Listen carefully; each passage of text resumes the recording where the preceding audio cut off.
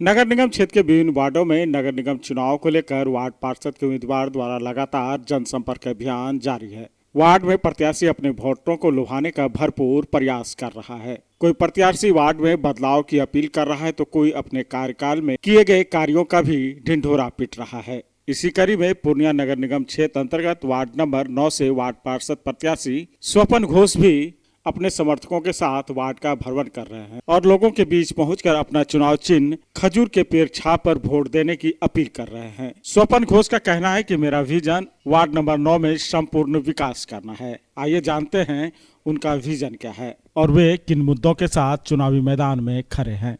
भूतपूर्व उप मुखिया रह चुके हैं, समाज सेवा का अनुभव काफ़ी लंबा रहा है आपका, तो आप जो ज़मीनी हकीकत है या फिर चाहे वो समाज सेवा की हो या धरातल पे क्या कहाँ कुछ दिक्कतें हैं, आपने सब चीज़ों को बखूबी देखा है। तो अब जो आप वार्ड पार्षद के रूप में चुनाव लड़ रहे हैं, तो क्या कुछ मुद्दा है जिस पे आपको काम करना है? आप किन मुद्दों के साथ लोगों के बीच में जा रहे हैं? देखिए, ये वार्ड नंबर 9 और 8 पहले मरंगा पश्चिम पंचायत था। जो पंचायत से शहर में जब विलय हो गया ना, ये 2 भागों में बढ़ गई, 8 और 9।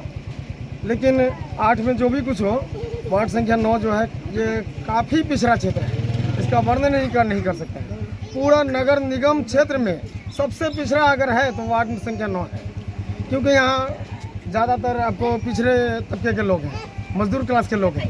इनके यहाँ आप चारों तरफ नज़र उठा के देखिए, आज से 10 साल पहले जब पंचायत था ना, 10 साल 12 साल पहले, जो पंचायत के समय में जो भी कुछ सुविधाएं इन लोगों को मुहैया हुई थी, उस तरह का तो शहर में भी नहीं हुआ है। कुछ भी नहीं है, लाइट नहीं है, बिजली पोले लगी हुई है, सर्वेक्षण नंबर है, मगर उसमें लाइट नहीं है। क्यों? इसके बारे में मैंने कई बार लिख के भी दिया, लोक शिकायत में दिया, लेकिन उस पर कुछ ही नहीं हुआ। उसका है कॉपी मेरे आज भी। यहाँ रही बात शौचालय की, इस क्षेत्र में शौचालय की भारी कमी है।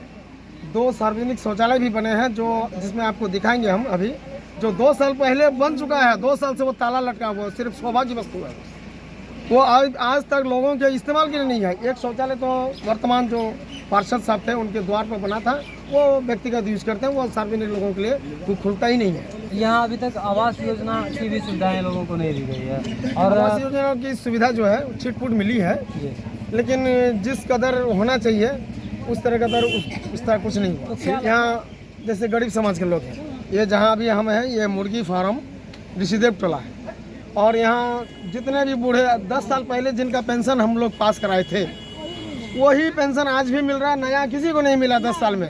जितना विधवा बना, आपको जो माने राष्ट्रीय विधवा पेंशन योजना होता है, वो उसका भी लाभ नहीं मिला है, वृद्धा पेंशन का लाभ नहीं मिल रहा है, जल नल का कहीं कोई अता पता नहीं है, आप बढ़िया से देख सकते हैं। उसके बाद आपको शहरी सुविधा में जो भी और भी चीज़ें आती है, उसमें काफ़ी नदारत है, शायद ही 10%। लेकिन आपको होल्डिंग टैक्स के कर्मचारी साहब वो बीच में आकर के टॉर्चर करते रहते हैं, होल्डिंग कटाओ। इन लोगों को तो खाने का हैंड टू माउथ है, कमा के लाए खाते हैं, होल्डिंग रसीद कहाँ से कटाएंगे? इस तरह की स्थिति है। जो भी है बिल्डिंग, ये सब कुछ 25 साल 30 साल पहले जिस समय वो क्या मुख्यमंत्री क्या एक योजना होता था जिसमें कॉलोनी बन के दिया जाता था, वो सब कुछ बिल्डिंग ऐसी है ना कि छत है लेकिन वो खतरा में है, वो टूट के गिर रहा है। वो लोग उस मकान को छोड़ के बाहर झोपड़ी में सोते हैं, उस मकान में नहीं सोते हैं। भूमिहीनों का समस्या आप कैसे दूर करेंगे? देखिए, यहाँ आधे लोगों को पर्चा निर्गत है, वाजगित पर्चा आपको अंचलाधिकारी द्वारा दिया गया हुआ है, और लगभग आधे लोग जो है जिनके पास न पर्चा नहीं है, बिहार सरकार की ज़मीन पर जैसे तैसे अपना मैंने गुजर बसर कर रहा है, या कुछ किसी के रैयती ज़मीन पर भी कुछ लोग बच गए हैं। तो ये अपने अंचलाधिकारी या डीएम साहब से मिलके उनको आवेदन देके सर्वेक्षण करा के, जो जिससे रह रहे हैं उनको पर्चा वर्चा निर्गत करा के, ताकि उस पर वो आवास बना के रह सकें। या नहीं तो कुछ बिहार सरकार की ज़मीन भी है जो कुछ बड़े बड़े लोगों के ई में है, आपके दखल में है, या कहीं और है, उसको चिन्हित कर उसको निकाल कर वैसे भूमिहीन लोगों को उसमें बसाने का कार्य करेंगे। अच्छा सर, क्योंकि जब चुनाव आता है तो सभी प्रत्याशी जो है बड़े बड़े वादे करते हैं, लेकिन समस्या कहाँ आ जाती है जब चुनाव जीत जाने के बाद फिर धरातल पे काम देखने को नहीं मिलता है, तो दिक्कतें कहाँ आती है? क्या इच्छा शक्ति की कमी है प्रतिनिधि में, या कहीं सिस्टम का ये दोष है? सिस्टम का क्या, सिस्टम तो सरकार का जो रूल नियम बना हुआ है वो तो है ही, उसमें कुछ है, लेकिन ज़्यादातर जो है ना मैंने जो लोग अभी नए नए कूद जाते हैं, समाज के बारे में कुछ भी उनको ABCD नहीं मालूम हो, लेकिन नॉमिनेशन तो जरूर कर देंगे। अभी कहाँ से कहाँ सीमा है वो नहीं पता होगा, कितने हैं या कितने घर हैं, कितने लोगों को पानी नहीं है। अभी जहाँ खड़े हैं यहाँ हम उम्मीद करते हैं कि 20-20 घर एक चापाकल पर निर्भर है यहाँ, शायद ही किसी को मालूम होगा। इस तरह की स्थिति है। तो यहाँ सड़क जो है एक बनी है बहुत पहले, लेकिन आपको पोलों पर लाइट होनी चाहिए, या जो BPL बिजली जो कनेक्शन होता है, इन लोगों को जनरल कनेक्शन है, और किसी के घर में एक TV या पंखा आपको नहीं मिलेगा, ये पूरा कॉलोनी में। तो इन लोगों को BPL कनेक्शन हो जाना चाहिए ना, जो कि मिनिमम ई पर जो बिजली कम से कम बल्ब चलाया जाए।